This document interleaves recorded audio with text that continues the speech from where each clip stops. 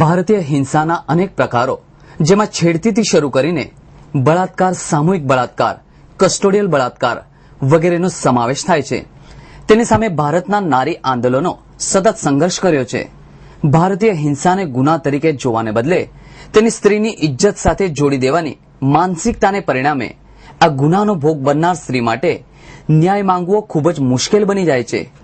સ્ત્રી સંગઠનોના સતત સંઘર્ષ બાદ આજે 15 વર્ષ પછી 3 સપ્ટેમ્બર 2012ના રોજ ભારતની લોકસભામાં the sexual harassment of woman at workplace prevention, prohibition and redressal bill 2012 પસાર કરવામાં આવ્યું છે.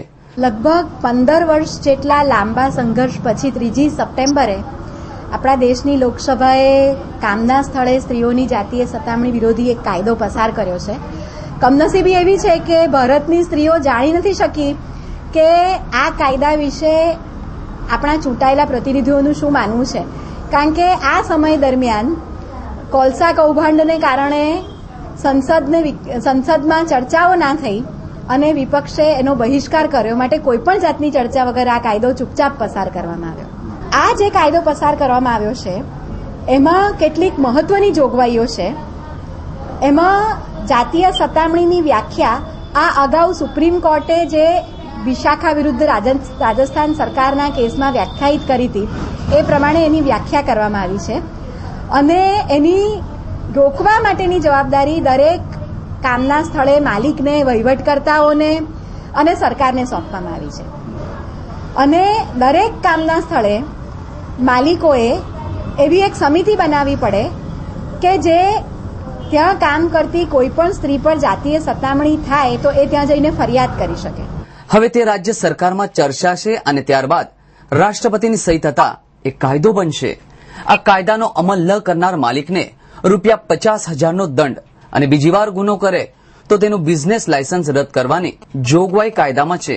પરંતુ એક મહત્વની ખામી આની એ છે કે એમાં એમ કહેવામાં આવ્યું છે કે 3 જ મહિનાની અંદર ફરિયાદ કરવી.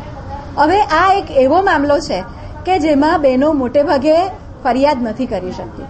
આજે 40થી 60% સ્ત્રીઓ જાતીય સતામણીનો ભોગ બને છે પણ ચૂપ રહે છે, કારણ કે એની સાથે આખું ઇજ્જત, પવિત્રતા, આ બધા મૂલ્યોને જોડી દેવામાં આવ્યા છે. તો 3 મહિનાની આ જે મર્યાદા છે એ યોગ્ય નથી ને એનો અમે વિરોધ કરીએ છીએ. જો કોઈએ ખોટી કે ખરાબ ફરિયાદ કરી હોય, બદઇરાદાપૂર્વક ફરિયાદ કરી હોય તો દેશમાં કાયદા છે કે એની પર કાર્યવાહી થઈ શકે, ડિફેમેશન થઈ શકે છે. પણ આ કાયદાના ભાગ તરીકે એને મૂકવાનું કામ જે થયું છે તે બહેનોને ફરિયાદ કરતી રોકવાનું એક ષડયંત્ર છે એવું અમને સ્પષ્ટ લાગે છે. એ બિલકુલ દૂર થવું જોઈએ.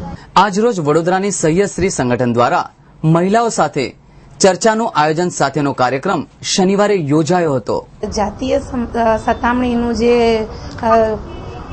સતામણી સ્ત્રીઓ પર થાય છે તેના માટે જો આ કાયદો લાગુ પાડવામાં આવે તો કામ કરવાની જગ્યાએ સ્ત્રીઓને વારંવાર એવું કહેવામાં આવે છે કે તમે સ્ત્રી છો, તમારું અહીંયા શું કામ છે, તમે તો ઘરમાં જ સારા, તમારે તો ઘરકામ જ કરવાનું. પણ ખરેખર એવું નથી. એ પુરુષ વર્ગને એવું છે કે સ્ત્રી અગર કામ કરવા માટે આવશે તો એમનું શું થશે, એમને એક એવું મનમાં થયા કરે છે. એટલે વારંવાર સ્ત્રીને દબાવવા માટે એમને એક અને બીજા કારણોસર વારંવાર ટોર્ચરિંગ કર્યા કરે છે. હું એક એડવોકેટ છું અને વારંવાર અમે કોર્ટમાં જોતા આવેલા છીએ અને જોઈએ છીએ અને અમને પણ એવું થાય છે કે અહીંયા આગળ છેડખાની થાય છે, બરોબર છે. અને વારંવાર અમને કહેવામાં જ આવે છે કે તમે સ્ત્રી છો, તમારે ઘર સંભાળવું જોઈએ, તમે અહીંયા કેમ આવ્યા છો. એવું કામની જગ્યાએ આજે કોર્ટમાં બી એવું વારંવાર વકીલ મિત્રો દ્વારા અમને સાંભળવા મળેલું છે અને આ શબ્દો વારંવાર રોજના રોજ અમને કહેવામાં આવે છે, જેથી આ કાયદો આવવો ખૂબ જ જરૂરી છે.